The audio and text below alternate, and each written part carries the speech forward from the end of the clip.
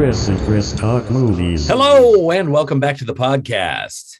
Me llamo Chris Ferry, and this is my co-host.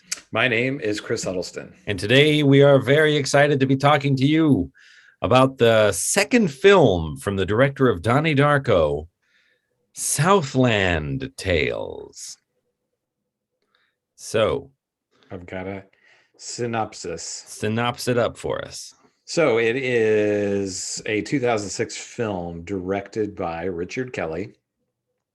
And here's the synopsis. With the United States under the threat of nuclear attack, the lives of several people converge in a dystopian Los Angeles. Movie star boxer Santeros, Dwayne "The Rock" Johnson, plans his next film with the help of ambitious porn actress Krista Now, Sarah Michelle Gellar, and troubled policeman Roland Taverner, Seann William Scott. Meanwhile, Marxist revolutionaries, greedy corporations, and secretive government agencies pursue their separate agendas among a paranoid populace. So there are those three actors that we mentioned, and then a bunch more. So a bunch more. A bunch. So why don't you start out for us? Well, so the first thing that struck me was that I recognized, it seemed like everybody in this movie. Every little bit character, every, brother-in-law, it's just whether or not they were all A-list names at the time, they were certainly all recognizable faces, right? Will Sasso from Mad TV, Sherry O'Terry from Saturday Night Live. What's the guy's name? Here, so. Yeah, the guy's name from Night Court. No, it wasn't Night Court. He was one of the senators, like right-hand men. John Larroquette. He was on Night Court. You've got Curtis Armstrong from Revenge of the Nerds. Nora Dunn she was an SNL person, right? John Lovitz from SNL. Mandy Moore is in it. Yeah. Amy Poehler. Poehler. I forgot Amy Poehler. And I mean, you're just like, oh, it's this guy. Oh, it's her. Oh, it's both of those two. It was just on and on and on. I'm like, they got people to sign up to do this movie. Anyway, so I was looking at it and I was like, it has all of these people in it. How have I never heard of this? Well, I've never heard of this because it's a disaster. It's a disaster. And I didn't understand the magnitude of at least the financial disaster this movie was until you sent me that article and that we should touch on, where the guy's like, oh, this is still a work in progress. I'm like, a work in progress? You spent almost $18 million on it.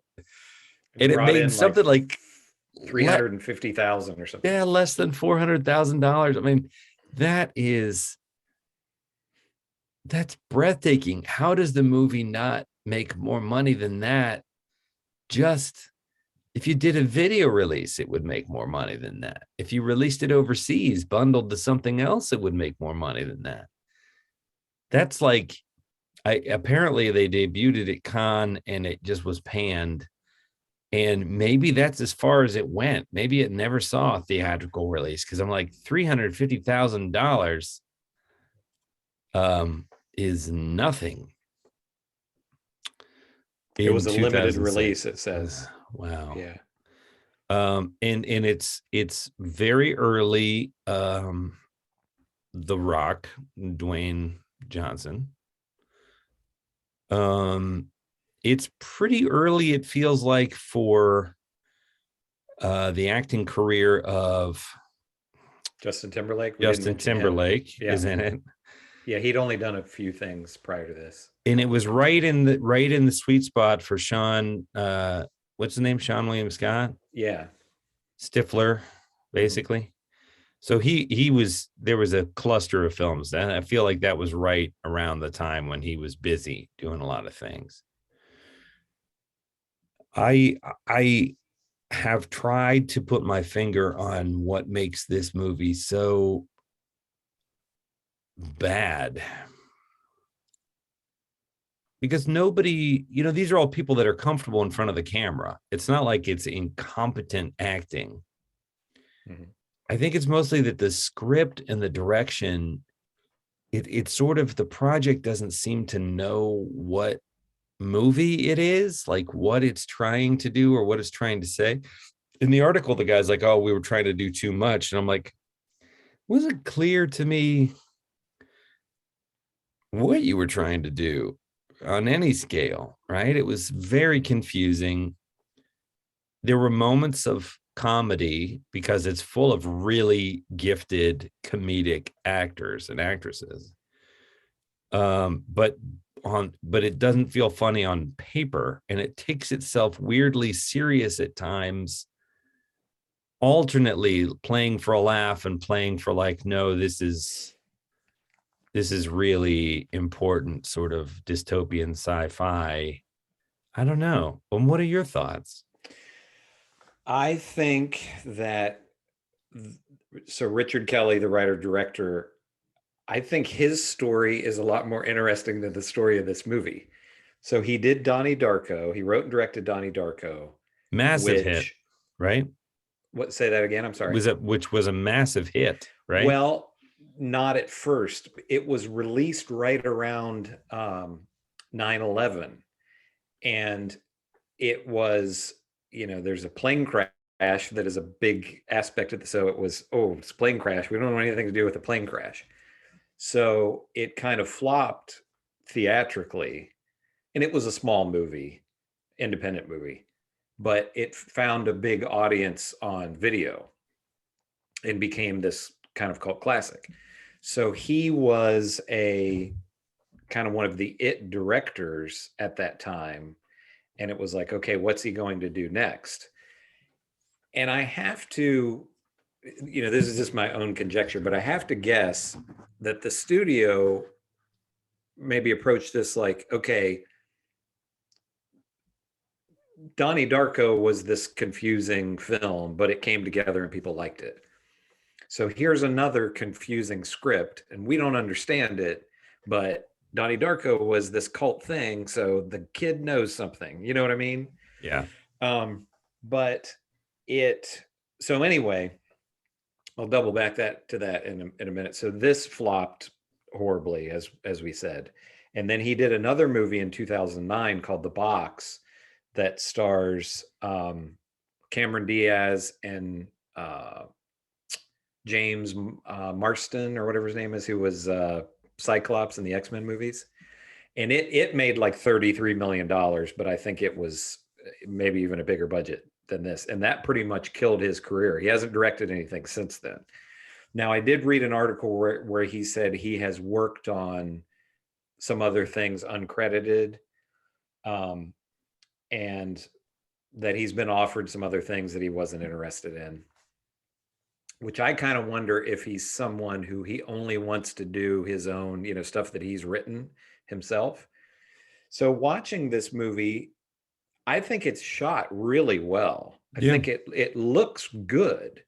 Oh, it's definitely a professional film. I mean, yeah. And I think he is, as visually, I think he's a talented director. And I kept thinking all during this, with all the streaming stuff now, how is this guy not getting work? Because he could, there's any number of streaming things, or even a comic book movie that he could probably do. But the problem lies in the writing, him writing himself. I think this is not a great comparison, because I don't want to give him this much credit, but it's almost kind of like a George Lucas, where he has some really good ideas, I think, but he's not a Quentin Tarantino or a Darren Aronofsky or somebody like that, who it's just like, just let him do his thing and get out of the way. You know what I mean? I think this is somebody that has some good ideas, but probably needs to be collaborating with somebody else on a story, rather than it just being all left to him. And I probably said this last week, but we watched the new Matrix, and I think there can be a comparison between him and the Wachowskis, him on a much smaller scale, as a guy who did one really good movie and then kind of built a reputation off of that, and then what he's done since then has been not great. So I I do agree with what he said in that article that you mentioned, that this movie is trying to do too much because there are all these different characters. You ultimately, The Rock is the main character, I guess, by the end, but and this is a 2.5 hour movie. Oh, it's so long. But he talks about how, oh, he would love to. Oh, and this part I hadn't mentioned yet, that it also said in that article, is to somewhat of a smaller degree than happened with Donnie Darko.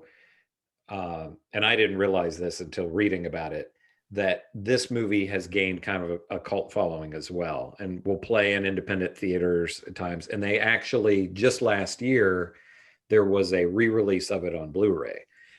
But he's talking about, oh, he'd love to finish the movie because it's unfinished, and he'd like to expand it to 4 hours and all of this. And, watching the movie, it's 2.5 hours, and you're thinking, 4 hours. Yeah, my big thing with this is it needed much better editing, not to expand it to 4 hours, but to cut it down to 90 minutes. There might be a good story in there, but like I say, there's just too many different things going on, and too many different factions. Let's pick it apart a little bit if we can. So, spoiler alert, we're gonna spoil it. I feel like, I mean, I suppose there could be the people like you who'd not heard of this movie at all. So basically, to say, if you're a Donnie Darko fan and you want to see something else that Richard Kelly did, it's worth watching from that standpoint, just as an oddity. But it's a super strange movie that's a mess and doesn't make any sense and doesn't come together, basically. I think I would have turned it off if I wasn't watching it for this. I watched it over 2 nights, I'll admit. 2.5 hours. There's so much going on here. So it starts with a sort of a political base, right? It's sort of, and it was made in the early 2000s during the Bush presidency. So it gets into like, oh, the upcoming, it's oddly relevant now, yes, in many ways, because it projects a future not too far out. It projects the 2000 elections, right? And the movie came out in 2005. So no, I'm sorry.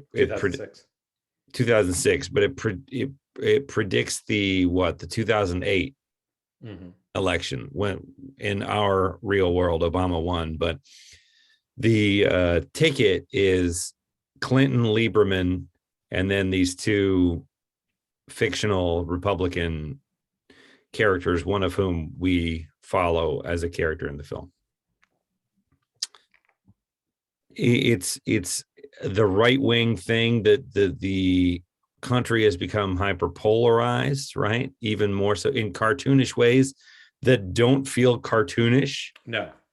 Now, and I'd say 4 out of 5 of the things don't actually feel that far off, except the fifth one, like military snipers on the top of buildings, feels, you're like, okay, well, we're not doing that. But the other 4 of every 5 things, you're kind of like, yeah, well, that kind of came true, which is crazy. And you have to give the film credit for guessing right on some of these trends continuing to amplify the way they have. Yeah, so it starts out. Sorry, I don't mean to interrupt you, but yeah, watching the first few minutes, I was like, wow, maybe this movie was really ahead of its time. And early on, I was thinking, wow, maybe this is going to be a really brilliant satire, and then it's not. But there's a part of it that thinks it is and is trying to be, right? And then there's a part of it that is like the X-Files mystery, like Dwayne Johnson's character wakes up in the desert. We see there's a car explosion. Oh, there were some nukes that went off in Texas. That was the kind of That starts all 9 the 9/11 event, or I was thinking kind of January 6th event. There's this polarizing event that has been used to, I think it was a terrorist attack, to amplify the wars and drives the country apart. That happens before we see the movie, but it shows it in the beginning as a sort of inciting thing. So then there's this whole other thing where it's like there's there's something going on with the serum that makes people forget, or but it's also a drug, and there's different, like there's things you inject into your neck, and it's also used as a recreational drug, like a high-end thing. There's a sort of, in the political plot line, there is a sort of Jeff Bezos-y character played by Wallace Shawn that has invented some new form of electricity that's a hydro-powered thing that does a kind of a Tesla field. So his new line of vehicles, including a big flying machine, can be wirelessly powered by this new energy. And he gets involved in the political plot because, of course, he's not a good, I mean, well, Sean's a good actor, but in the film, he is not a good actor. You can tell he's up to his own nefarious things. So, and he's got a weird group. He calls himself the Wizard, and they dress weird, and he's got a cast of weird people that kind of follow him around, and one of whom is his mother, and one is a dwarf, and one is, I mean, it's a weird comic book group that are his eccentric team. And then we meet Seann William Scott, who is a cop, and he's here. The sort of fringe rebel element are the neo-Marxists, right? Mm-hmm. So it's a left-wing resistance group rather than right edge sort of storm the Capitol insurgency. It's a left-wing insurgency because the right has retained power, and has become so entrenched. And they're the ones trying to influence the election somehow by collecting severed thumbs. I mean, there's a lot going on. They're terrorists. And they've got Seann William Scott, and they're trying to stage something where he's filming The Rock as an actor. The Rock is an actor in the movie. He's married to the guy running for president's daughter, but he doesn't know who he is. The idea is to get them together and get him on tape being racist with the cop, who is Seann William Scott, and supposedly has a twin brother, right? So right off the bat, you're like, okay, I don't know what's going on, but I assume it's going to go somewhere. Mm-hmm. I don't think it ever really brings it into focus. It turns out there's some kind of dimensional rift that the smart people created, and they sent Dwayne Johnson through, and he appeared nearby, like 69 minutes earlier. So there's two of him, and they don't know what happens if those two versions of himself come into contact.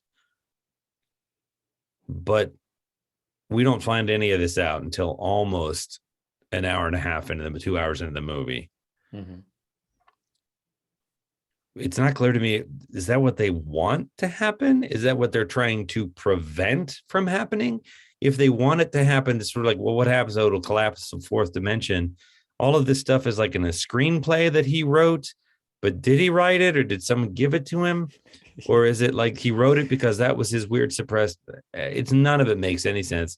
And then you're also following this other ex-military guy who knows Seann William Scott and is a gunner up on one of these turrets, and he was in Fallujah with Seann William Scott, and that guy's played by Justin Timberlake. Justin Timberlake, who has a big crazy scar on his face because of friendly fire that is haunted, from his best friend Seann William Scott, who's haunted by it.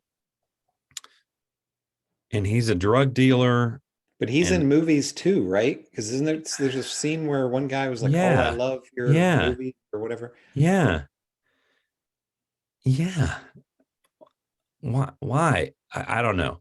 But so at one point, there's just a music video where he takes drugs and then he starts rapping, but I don't think it's Justin Timberlake, right? Didn't appear to be, no. I'm like, why do you cast a singer and not have the singer sing the?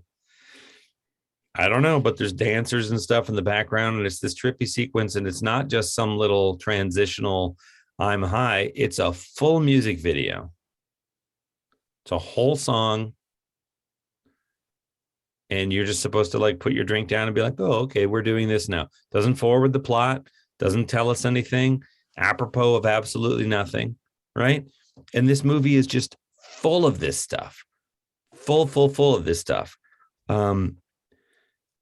Are there any other like major plot elements or kind of genre parts of this thing that I'm missing? Because it comes together in a fully supernatural, like Matrix style ending where the two, it turns out that they had Seann William Scott was a driver that drove the other guy through. Like, I don't know why you would have done that, but they did. So there's two of him too. And that's the thing. Those two that come together at the end. Yeah. All through the movie, they're talking about his brother and he's talking about his brother, but it's actually him, just another version of him. He doesn't have a brother, right? Or maybe he does, and it's just not, because he does talk about his brother the whole time. And you're like, yeah, do you have a twin brother? You know, because why don't we see all three of you then? Yeah. You know what I mean? It's just it's a whole bucket full of red herrings is all this movie is.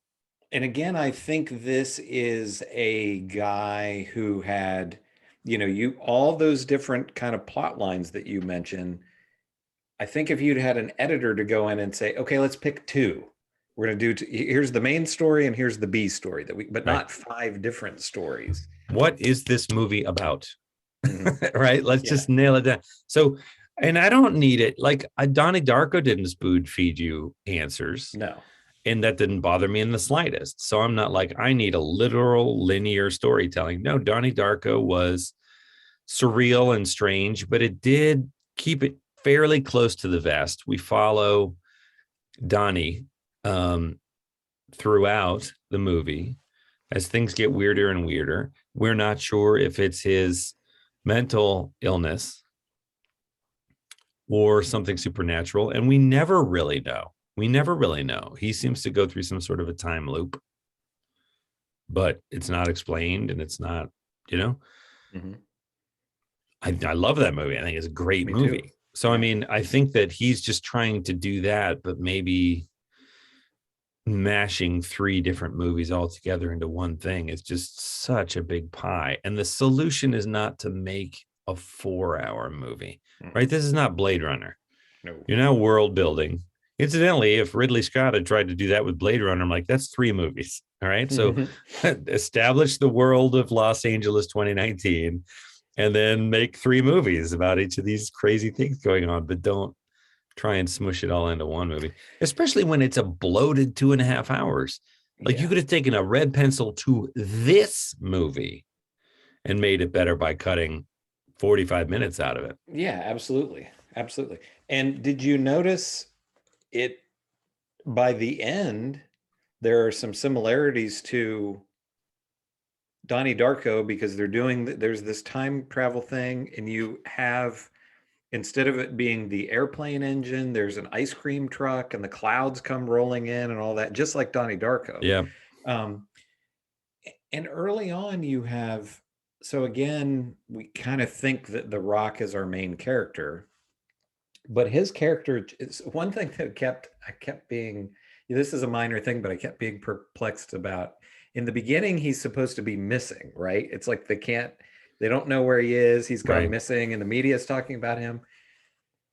But it's like he's doing a ride along with Seann William Scott for his next movie to learn to be a cop or whatever.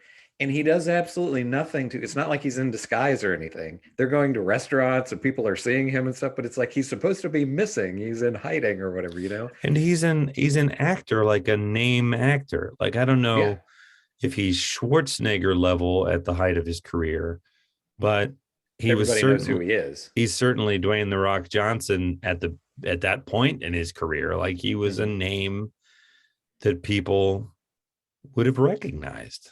Yeah. So that was really weird in the movie, like in the terms of the movie, right? He's a famous, at least a B-list actor. Mm-hmm. And he's throughout most of the movie, he seems to be this very kind of nervous, neurotic guy, which I thought was he does a lot I of thought was like there's a yeah, thing he he's does doing with lots of doing like the thing little with his hands. And I definitely, it's interesting to go back. You can see, okay, this guy's going to be a big star.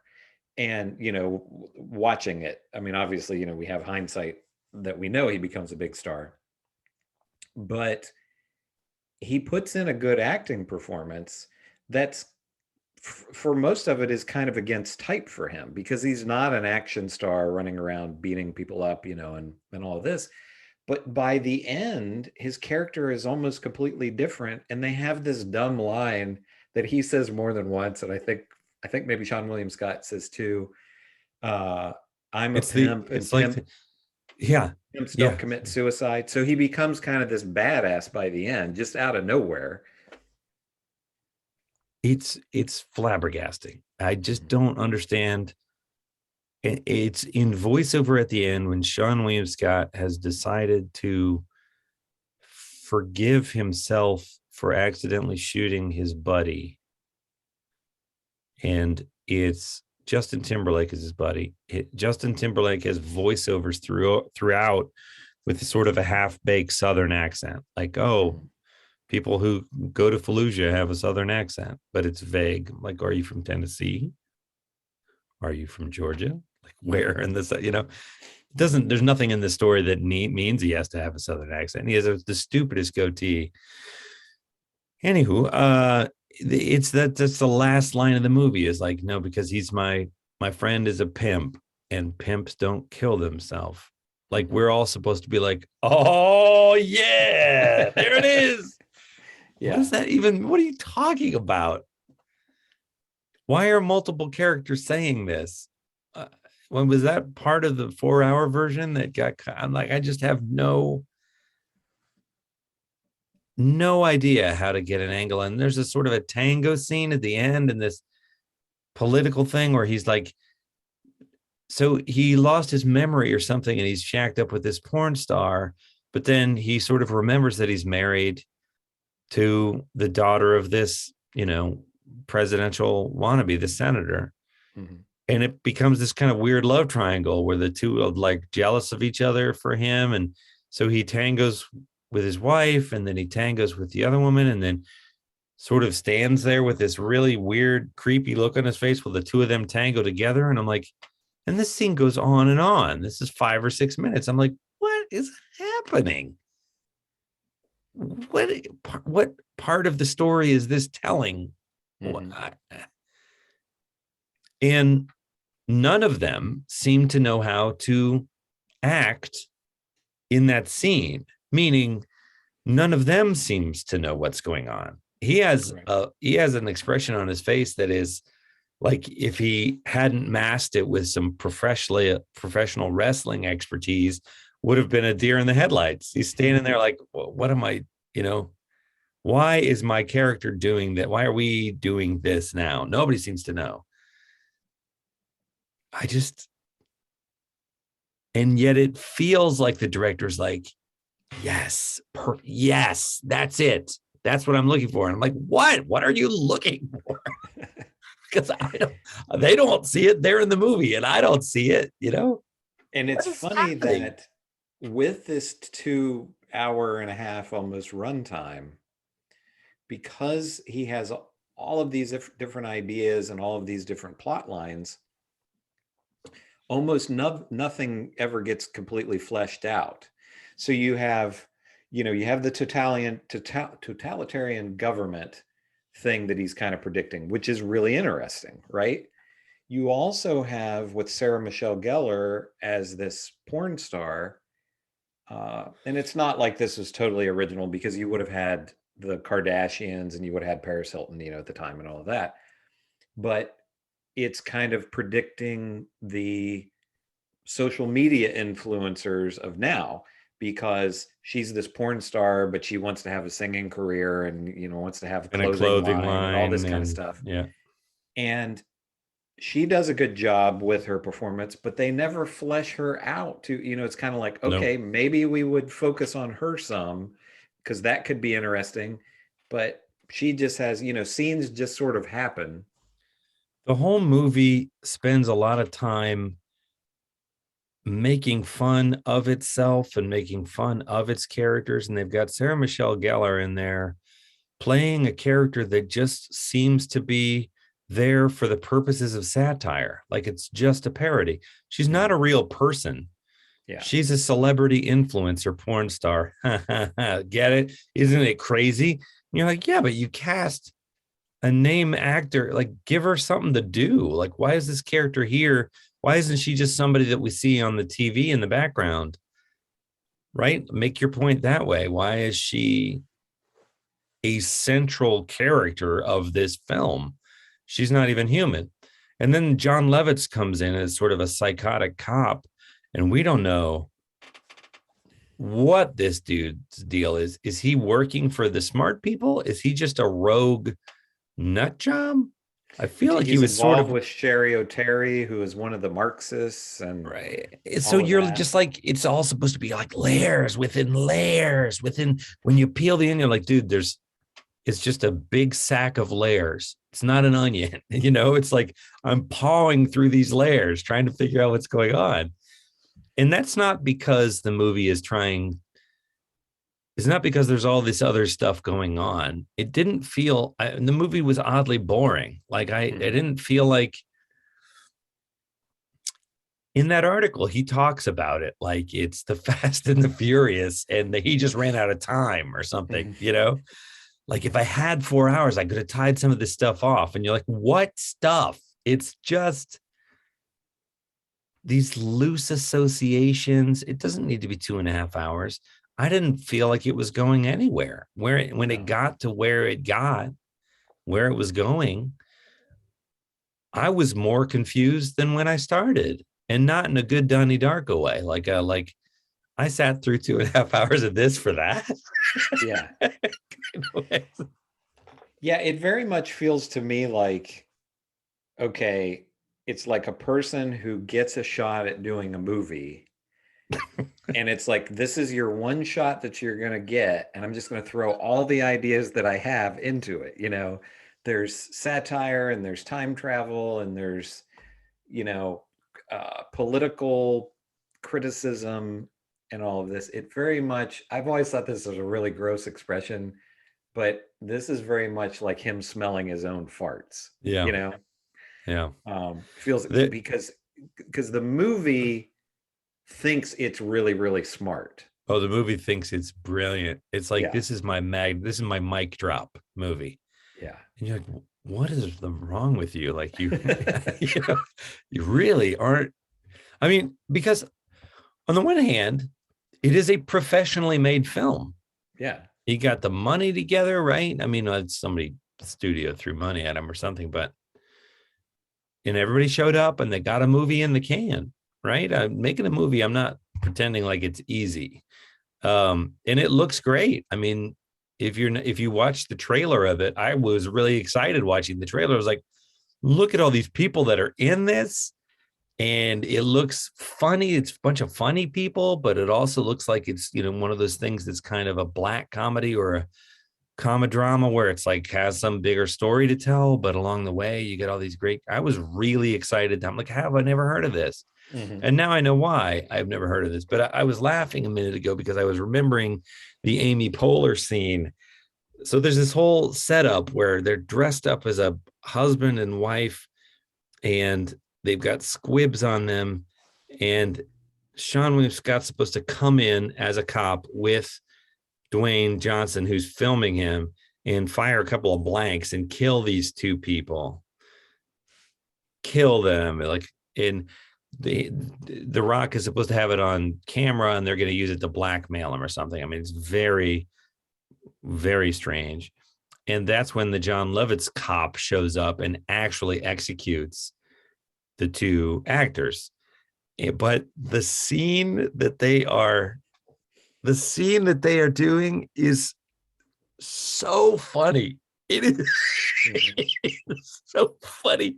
They all have prosthetic noses, way over the top prosthetic noses, like the funniest Jimmy Durante prosthetic noses, and he has got these like rabbit-sized buck teeth, and she's got. I mean, they look hilarious. First of all, they look hilarious, and then they just start improv. And she's in a full wedding dress, like she's like they just came from their wedding. And they're having an argument that's supposed to sound like a domestic disturbance that attracts the police anyway. So they're like, okay, here they come. They're rounding the corner. And Seann William Scott's driving. He's in on it, so he knows where he's going. But then they start yelling at each other, right? When they go into their scene, they start yelling at each other. And she is just yelling at him on how she loves to be unfaithful to him and all the guys that she slept with and all the things she does with him. And he's just going, what, you liked it? She's like, oh, I love it. He's like, oh, and he's scared. I went back and I watched it twice. It was so funny. But then John Lovitz comes in and he shoots them. And there's a kid on the other end waiting for the sound of the gunshot to trigger the squib.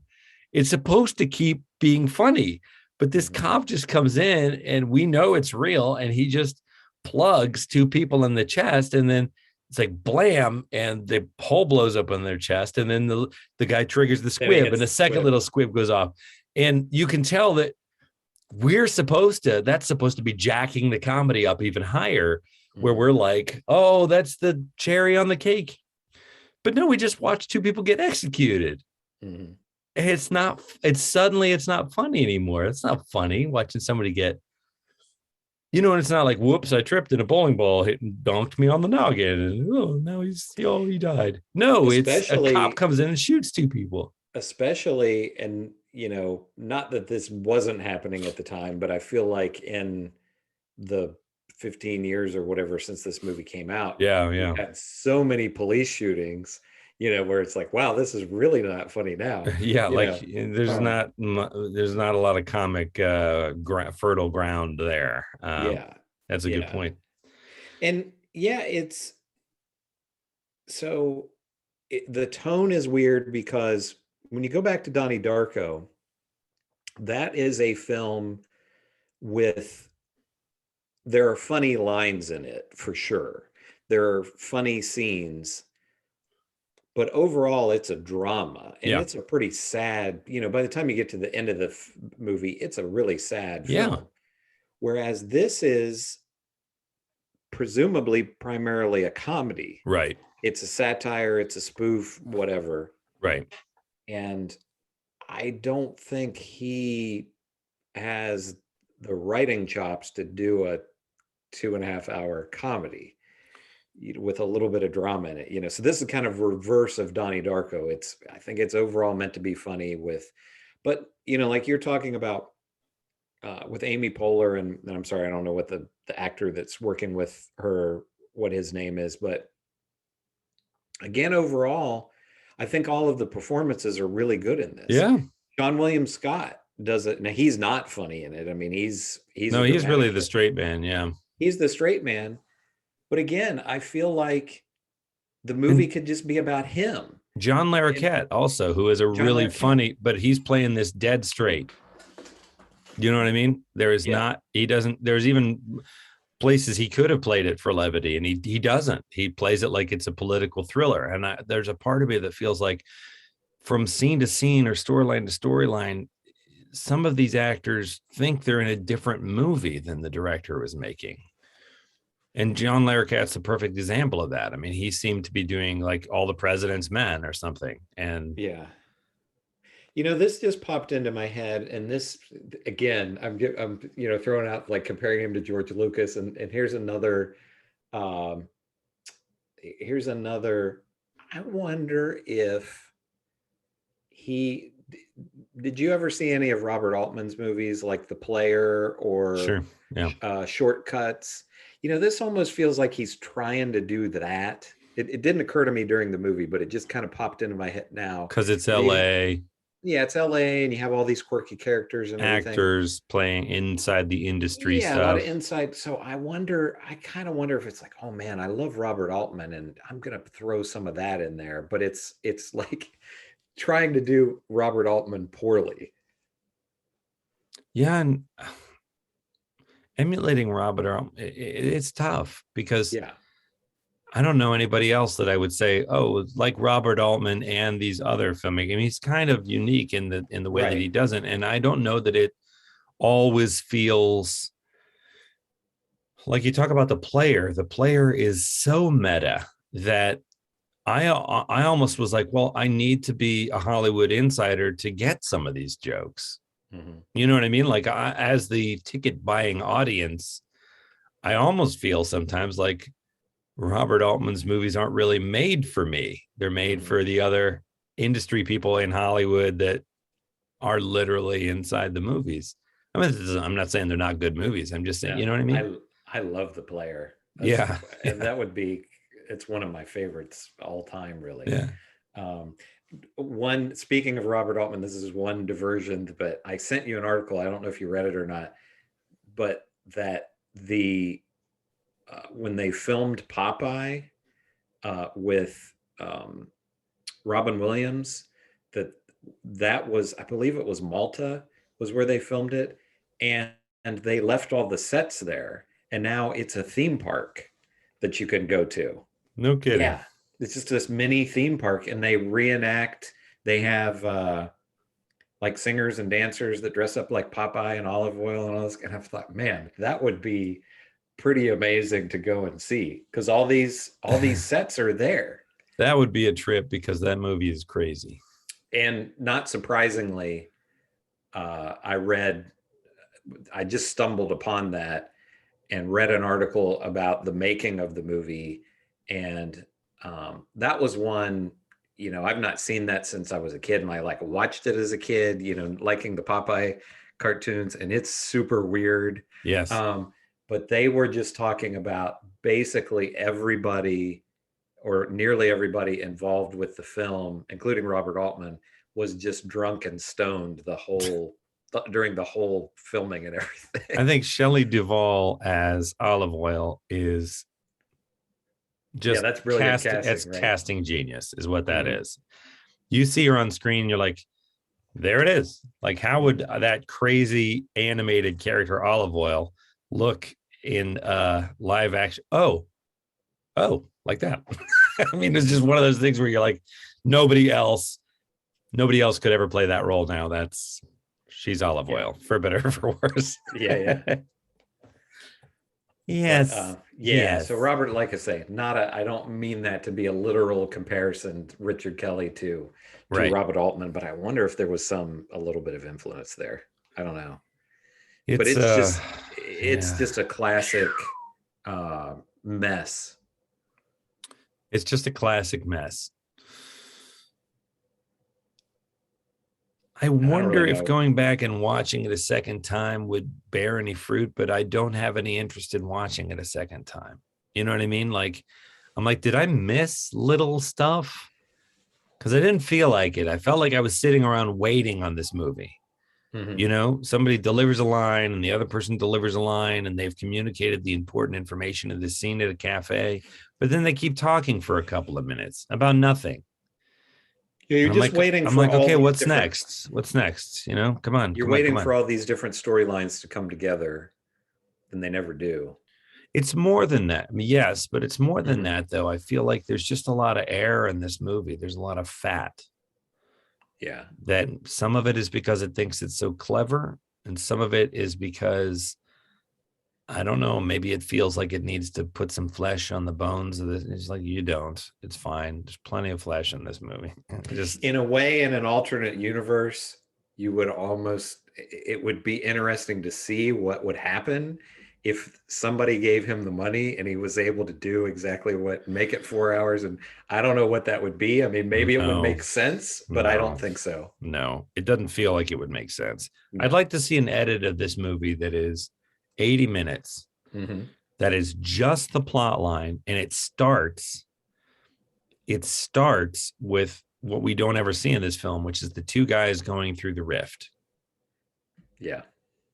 And it's just that plot line.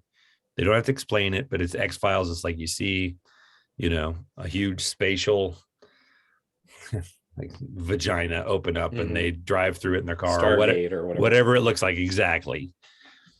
And then, the body appears in the desert, which we do see. And then we can cut to the political machinations or whatever. But so that it begins and ends with this idea of, the Rock went through a rift and now there's two of them. Oh, he wasn't alone. Oh, Seann, that's the Shyamalan twist, is that he didn't go through alone. It's actually two other guys, and it's the other guy that gets together for whatever reason that's important. Yeah. And just that movie, and cut whatever doesn't support that plot line, cut the music video, right? I don't know what purpose that character has in the film at all, except that he's the guy that Seann William Scott feels guilty about having accidentally shot. Right? Yeah. And I kept thinking at times with his, especially early on, with his narration, there's always the rule of, in films with show don't tell. Yeah. And it's like, when you have to do this much exposition, you don't have a well-written script, where it's like, oh, you have to do all this info dump at the beginning to explain everything to the audience, which you still don't understand, even with his narration throughout. I'm watching a bunch of films for the festival right now, and by far the majority of ones that we got are short form, 15 minutes or less. And there's a couple of exceptions. There's a couple of 20 to 30 minute films that need that time to do what they're doing, and they are structured like a half-hour episode of a television program. They have that arc and that timeline very down. But most of the ones that are 20 minutes and longer feel too long. This is a 22-minute movie, and this could be a 12-minute movie. A lot of the little tiny ones, some of them are student things, are silent. There's just no dialogue. There's no voiceover. Sometimes somebody will look down and there's something written on a piece of paper that has something, they open a note or a letter. But for the most part, they're just telling a story visually. And they're not all great, but some of them are really good. And you're like, this is a 3-minute movie. It's just this one little thing. We watch a woman come in from the street. She's clearly having an experience. She's very upset. We watch her get on the elevator, ride the elevator up to her house. And just before the elevator doors open and she goes into her apartment, she pulls herself together, right? And she goes in and there's a line of dialogue with her husband, and she has a line of dialogue, and we realize a bunch of things, but that's it. It just tells this very vivid moment super clearly and super effectively. And it's not like it takes her too long to cross the street. Doesn't take her too long to get the mail out of the, she's not in the elevator too long. She's in just long enough for you to get it and be there with her, right? And then the next thing happens. 3 minutes long, and it doesn't feel longer. It feels like a minute and a half because it's good. So doing that in a 2.5-hour movie is hard, right? Oh, yeah. But show don't tell, and this movie does a ton of telling. It's just a ton of blah, blah, blah. And I think that's part of why he cast comedic actors. Is like, oh, no, just let them riff. You're like, well, do we have time for that? Yeah. Just keep the story moving. Yeah, exactly. Anyway, so, would we recommend it? Would you recommend it? Again, for people who, if you've seen Donnie Darko and you haven't seen anything else that he's done as just a kind of an oddity, a curiosity, I would say whatever. But otherwise, I would not really recommend it. One little tiny thing that's not really important that I wanted to add is I was struck with how different The Rock looks. Mm, How much bigger is that guy now than I mean, mm. he's big and muscular and everything, but he kind of almost just looks like a normal, really fit actor. You know what I Yeah. mean? And at the end, when he's in the suit, he just looks kind of skinny. And now he's just this giant Hulk, you know? There's a thing at the end where he throws his arms out and we're behind him and we see that he has a Jesus tattoo between his shoulder blades. But that Jesus tattoo, it's like bleeds through his shirt like it's stigmata or something, like the Shroud of Turin. And I'm like, this is just one of a million examples. I'm like, moving. What are you telling us here? Yeah. So he's a Christ figure? Yeah. I just more smart fart smelling of his. Yeah, of his I didn't. So would I recommend it? I didn't enjoy this movie, but it's bonkers. And I'm glad that we watched it because it's kind of a unicorn in that way. You know, we talk about those cinematic unicorns, and I think Flash Gordon is kind of a unicorn. Yeah. For all the reasons that made it crazy. I didn't enjoy watching it as much as I thought I was going to and rewatching it, which is why I think we both ultimately decided, you know, from sitting on a couch with some popcorn, is this what you want to be doing Friday night? Like, probably not, unless you're like us. If you and I wanted to watch a movie like this, then maybe that'd be fun. So if you're a movie nerd and you're into it and you want to see how things can go wrong, this is a great example. I don't know that I've ever seen another movie quite like this. It's crazy and it's almost trying not to work somehow. It's hard to describe. But the net result of it is, like, when I watch The Room is a disaster. Yeah. And yet somehow The Room is actually, I found it entertaining to watch from start to finish. Like, how is that possible? How can it be that bad and not be unwatchable? But it is. This one, I mean, it wasn't unwatchable, but this one I found boring and I didn't particularly enjoy it. So if you want to watch it as a homework piece, then it's not even like you could put this on at a party with some friends, and other than just saying, oh, it's that guy or it's that, you know, that woman. Right. It's not fun. No, it would be, if you had it on at a party, it would be an inside joke. Like, because you would just see The Rock and Seann William Scott and Sarah Michelle Gellar, and, you know, people would be like, oh, what movie is that? I don't know that movie. But they wouldn't stick on it. And then somebody like you or me would walk and be like, is that Southland Tales? Yeah. You know, and then you'd be like, oh, I didn't know anybody was gonna get it. I was like, that's the kind of movie. It's a punchline. It's crazy. Yeah. I think the idea of him wanting to go back and quote unquote finish it, make a 4-hour version, it's hilarious. I don't know. Hubris is the right word, I think. You know, I mean, it's. I tell you what, who is going to let you do this?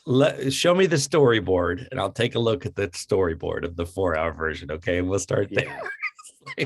Yeah, like I was saying, I have to guess that the studio was just like, we don't understand this, but Donnie Darko was this underground hit, and, you know, they've gotten all these celebrities to in the you know, who knows if this is true, but he talks about how on board The Rock was, and, you know, he really gave it his all and everything, and I imagine he probably did. Look, I don't wish the guy any ill, no at all, and I know I can sound snarky, like, oh, I don't think I could have made a better movie. I'm not being like, you know, what he should have done was like, I could make it better. Absolutely not. I thought Donnie Darko is one of my favorite movies. Me too. Yeah. And I don't think that you can accidentally make Donnie Darko, right? No. That just doesn't accidentally happen, right? So he knows what he's doing. I think maybe this was just one of those second projects where you want to go big and you swing for too much, you know, you bite off more than you can chew or something like that. And he hasn't done anything that we're aware of since 2009. And there are certainly less talented filmmakers than him 100%. who are getting to make movies and shows. So I think it's a shame that he hasn't really done anything else. And I Right. hope that he gets a chance, because I really think he is somebody, again, with some collaboration with some other people, Right. but he might be able to make a really cool Netflix series, or something for Amazon, or whatever. Sure. But that's It's just exactly somebody what, in there to tighten things up. yeah, to whom he would have to be accountable. And I don't necessarily You mean a don't big want studio suit. You don't want somebody micromanaging you, but you want guardrails. You don't want you want a George Lucas original trilogy where he had other people in there that were like, that's a really great idea, George, but this idea, that's stupid. We're going to cut that out, And so you don't want a prequel George Lucas where he's just surrounded by yes men who just let him do whatever he wants to do. And, Right. and it's, so yeah, this guy with some other talented people around him to, help him flesh things out and get rid, excise the stuff that's too pretentious and doesn't make sense. Something cool could come out of this. Yeah. I could see him doing something along the lines of the Netflix show that we watched, Brand New Cherry Flavor. Oh yeah. That's super weird and has a lot of different ideas and everything, but Yeah. it works. Yeah. Yeah. And it clicked right along. I mean, Yeah. look, weird and inexplicable and mixed genre, like comedy, sci-fi, or comedy, drama, or even, comedy, drama and the sci-fi genre. There's plenty of examples where that can work. I think my main beef with this movie is I didn't find it, and I didn't enjoy the ride. No. And it doesn't need to be a laugh factory, but there needs to be something that I appreciate in it as it goes along. And this thing lost me pretty early. Yeah. And never got me back. And that, plus I don't understand what's happening, is kind of, well, it's $350,000 gross on a $17.8 million movie is what that is. Exactly. Yeah. For sure. So what do you think about next week or next episode? Right. Well, you have been sending me stuff about Pumpkinhead, which I've never seen. Is that something that you want to do, or? Sure. Yeah. Or was there another one? We were talking about something else too. This is a very different, but I sent you the trailer for Pig, which is this Nick Cage movie. I didn't watch that trailer yet. That's a drama? Oh, you didn't watch the trailer? Oh, okay. Yeah, watch the trailer. Yes, it's supposed to be very depressing, but it's supposed to be a great subdued performance by a little bit of maybe Oscar buzz for him. I've never actually seen Leaving Las Vegas either. I never have either. I don't think in its entirety. Yeah. It was nominated for a bunch of stuff. Now that's a depressing movie, but that's a two-hander that I think the acting, I don't remember. Maybe he did get nominated for Best Actor in that, but yeah. But how about if we do Pumpkinhead, and then we can, that's at least I haven't seen it since 1990 or something like that, but that's at least a fun one.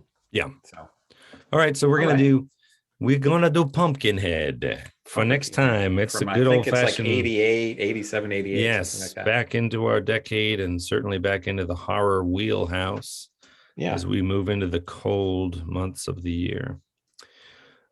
Chris and Chris Talk Movies at gmail.com. If you're watching us on YouTube, thanks for joining us. Please subscribe. Give us thumbs up. It. Give us a little comment saying thank you and we love you. Something nice would be nice. Yeah, exactly. We like that. And if you were listening to us on the podcast, then God bless you and thank you so much for listening to us talk about movies. Really important use of your time, but we appreciate it. Hey, these are always the ones that, for whatever reason, we get the most interest from. I know. When you look at the metrics of the things that have most listened to, it's it's an interesting bunch of films. Yeah. Who knows what drives that? Anyway, yes. All the socials. I guess we're not too active on the socials, but Pumpkinhead for next week. I'm the most active on. Yeah. Instagram. Twitter some. Excellent. All right. Do you have anything else to add? No, that's it. Neither do I. So we will talk to you next week.